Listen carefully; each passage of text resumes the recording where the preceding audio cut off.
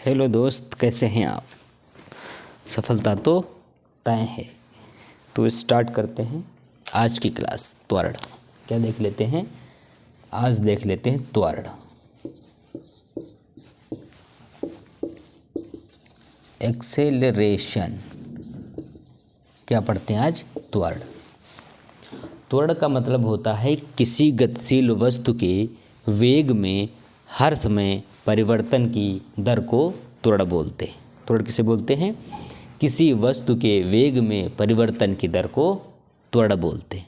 समझ में आई। हाँ, अब समझ लेते हैं क्या है कि किसी वस्तु के, लिख लो, किसी वस्तु के वेग में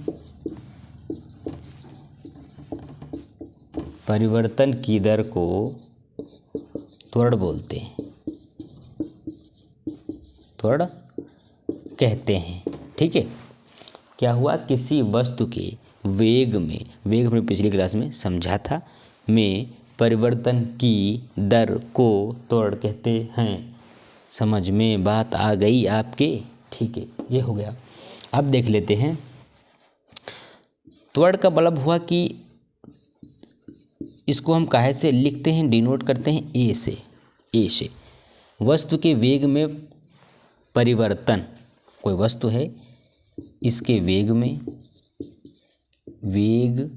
में परिवर्तन बटा समय अंतराल, बटा समय अंतराल, कोई समय, तो एज कल टू। अब इसमें एक है अंतिम वेग, एक है प्रारंभिक वेग।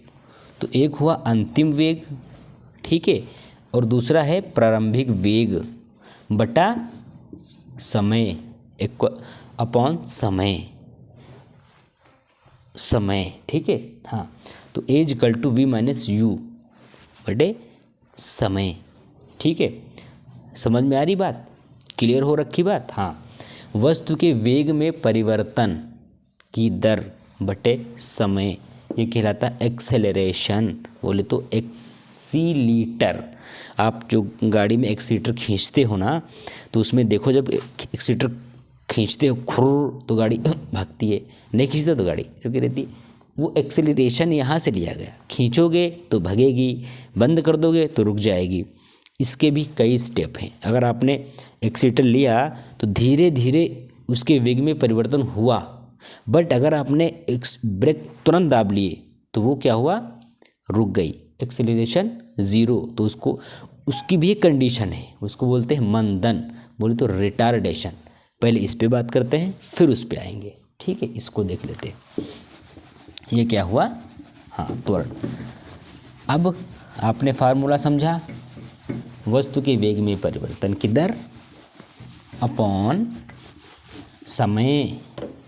ठीक है, तो a equal to v minus u बटे टी। इसकी यूनिट क्या है, मीटर प्रति सेकेंड स्क्वायर। यूनिट क्या है, मीटर प्रति सेकेंड स्क्वायर। यूनिट मतलब इसमें इसको मेज़र करेंगे, इसको इसमें नापेंगे, किसमें, मीटर प्रति सेकेंड स्क्वायर। आपने कभी नापा नहीं होगा, बस सिद्ध किए होंगे, घुमाओ घुमाओ खूब घूमे होंगे, बट इसको कभी मेज़र नहीं किए होंगे। अब मेज़र करेंगे इसको, थोड़ा सा फार्मूले को सही कर लेते हैं। कैसे करेंगे, इससे इसको क्या कर देते हैं, गुणा कर दे इसको, तो क्या हुआ, 80 v minus u, v minus u. फिर यू देखो इधर प्लस में है, यहाँ आएगा तो इधर माइनस में, इधर आएगा तो प्लस हो जाएगा। 80 plus u equal to v. ठीक है, लेकिन आपने अक्सर इसको देखा होगा, लिखा होता है u equal to v plus 80। ये इसका शुद्धतम रूप है। इसका शुद्धिकरण के बाद, सारे प्रक्रियाएं होने के बाद इसका रूप आया v equal to u plus 80। ये इसका फार्मूला है, समझ लेते हैं। अभी धीरे धीरे आगे भी बढ़ रहे हैं। समझ में आ रहा। हाँ, इसको समझना चाहिए, समझ में आ जाए तब तो कुछ मज़ा है, तब तो कुछ मज़ा है। मान लेते हैं कोई गाड़ी है, कोई आप हैं, चलो मान लो एक मेरी सुंदरी है, मान लो वो सुंदरी की जो एंटॉर्क है उसकी स्पीड कितनी है, 60। सुंदरी ट्रेन से आ रही है, उसकी स्पीड कितनी है, 60 की स्पीड से सुंदरी ट्रेन से आ रही है। अब समझते हैं कि उसका जो त्वरण था ए वो 5 है। त्वरण कितना है? 5 है।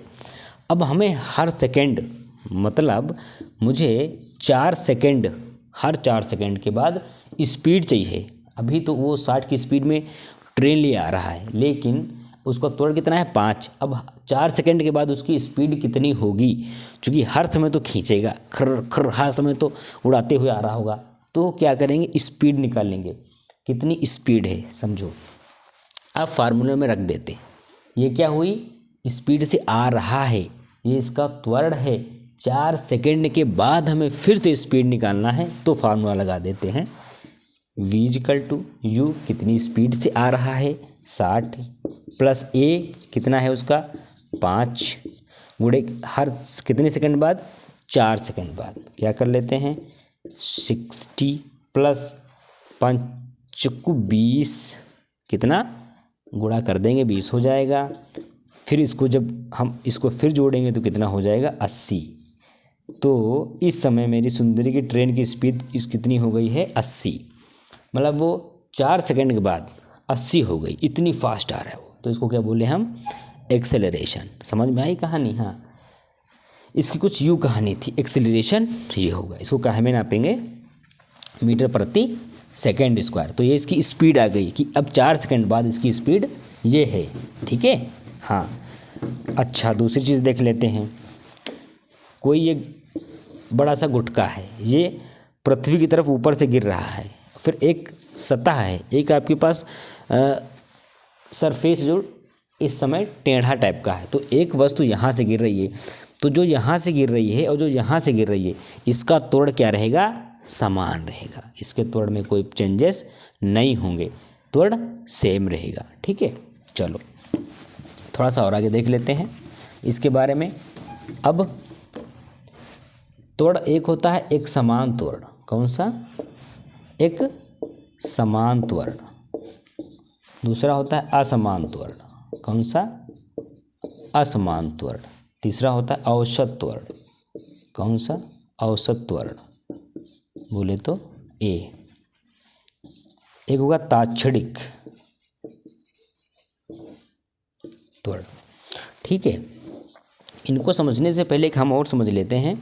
जब आपने स्पीड को बढ़ाया, जब आपने स्पीड को इंक्रीज़ करा और जब आपने स्पीड को डिक्रीज़ किया, जैसे स्पीड बढ़ी तो हो गया धनात्मक, और जब स्पीड घटी तो ये हो गया ऋणात्मक। लेकिन ऋणात्मक का एक और नाम है मंदन। मंदन, मंदन इसे इसलिए बोला जाता है, जब आप स्पीड को खींचते हो कस के तो वेलोसिटी धीरे धीरे, तो वेग धीरे धीरे बढ़ता है और उसमें चेंजेस धीरे धीरे आते हैं। लेकिन जैसे आप ब्रेक सारे मारे तो वो सब भूल के वो रिटार्डेशन हो जाता है, वो एकदम चुप से हो जाता है कि भाई अब नहीं जाना मुझे, अब रुक जाना है। वो क्या हुआ? मंदन। मंदन और त्वरण बड़े ध्यान से समझना है आपको। मंदन हुआ कि एकदम से परिवर्तन, आपने ब्रेक दाबा सब खत्म। और धनात्मक, जैसे आपने स्पीड बढ़ाया तो धीरे, अपने एक्सीटर खींचा तो धीरे धीरे बढ़ती है। ये नहीं आपने यहाँ किया, गाड़ी वहाँ खड़ी जाती है, बट धीरे धीरे इंक्रीजमेंट होता है। ब्रेक लगाया तो तुरंत रुक जाती है, भले खिसल जाए वो कहीं। समझ में आया? हाँ, तो ये हो गया मंदन। अब इसको समझ लेते हैं। एक समान त्वरण क्या है? एक समान त्वरण का मतलब होता है एक समय, समान समय अंतरालों में वेग में समान परिवर्तन कहलाता है एक समान त्वरण। आते हैं असमान त्वरण में। एक समय समान हो बट वेग में जो परिवर्तन हो रहा है वो असमान हो, तो क्या बोलेंगे? वो असमान त्वरण। दूसरा होता है औसत त्वरण। औसत त्वरण के वेग, किसी भी गतिशील वस्तु के वेग में हुआ कुल परिवर्तन अपॉन लिया गया टोटल समय, कुल समय, क्या बोलते हैं? औसत त्वरण। एक है ताक्षणिक त्वरण। ताक्षणिक का मतलब किसी विशेष क्षण पे, किसी स्पेशल क्षण पे हुआ उसके वेग में परिवर्तन क्या कहलाता है? ताक्षणिक। इसके यूनिट मीटर प्रति सेकेंड स्क्वायर। ये बात समझ में आई? ठीक है। स्प्रिंग में जो त्वरण होता है वो असमान होता है। क्यों? वो शॉक करते, वो एब्जॉर्ब करते एनर्जी को, फिर छोड़ देती है। देखा कि स्प्रिंग को ऐसे गाड़ी में बैठे हुए तो वो क्या करती है? असमान त्वरण। ठीक है। ये हुआ त्वरण, ये हुई त्वरण। और जो अभी समझे थे हम लोग धनात्मक ऋणात्मक समझ लो, पीछे से न्यूमेरिकल समझ लो कि कैसे स्पीड निकालते हैं। त्वरण को किसने दिया था? गैलीलियो भाई साहब ने, बोले तो गैलीलियो सर ने। ठीक है, तो यहाँ से ये हो गया। एक समान असमान औसत त्वरण ताक्षणिक त्वरण ये ले लेंगे।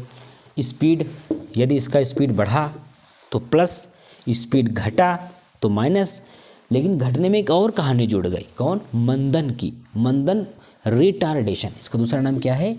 रिटार्डेशन। बोले तो जो त्वरण था वो रिटायर हो गया, आपने खींचा कस के फिर ब्रेक मार ले तो वो रिटायर हो गया, वो किसी काम का नहीं बचा तो वो रिटार्डेशन। ये त्वरण किसी गतिशील वस्तु के वेग में हर समय, हर सेकंड, हर मिनट होने वाले परिवर्तन की दर को बोलते हैं त्वरण। समझ में आ गया? ये त्वरण है। अब एक्सीलरेटर जो ज़्यादा खींचता है उसके ज़्यादा हाथ पांव टूटते हैं, क्यों? जो त्वरण है। कम खींचोगे तो कम टूटेगा। समझ में आई कहानी? तो ये हुआ, ज़्यादा खींचने पे ज़्यादा टूटता है, कम खींचने पे कम टूटता है। एक मेरा दोस्त है सुंदर, तो ना उस सुंदरी के बाद टूट गए थे पैर हाथ, अब सही हो गए हैं। उसने इस त्वरण को ना प्रैक्टिकली लेना चाहा, टूट गए भाई साहब, बहुत टूट गए, उसके लग गई, लेकिन अब सही है वो। उसने इसको खींचा था एक्सेलरेशन को, फिर उसने क्या किया? पहले एक्सेलरेशन लिया और फिर उसमें परिवर्तन किया, फिर उसने तुरंत ये धनात्मक से आकर के उसने मंदन कर दिया। उसने क्या किया? रिटार्डेशन। उसने यू रिटार्डेशन किया तो खड़ाक से गिरा, तो पैर में क्या हुआ? त्वरण हो गया, तो बेचारा का ना टूट गया। तो ये हुआ एक्सेलरेशन, लेकिन अब सही है एक्सेलरेशन। समझ गए? रिटार्डेशन, रिटायर हो जाओगे अगर एकदम ब्रेक मार दोगे 100 की स्पीड में, तो धीरे धीरे हमें मंदन और ये एक्सेलरेशन त्वरण पढ़ के फिर बाइक चलाना है, तब तो कुछ मज़ा है। ठीक है, ओके।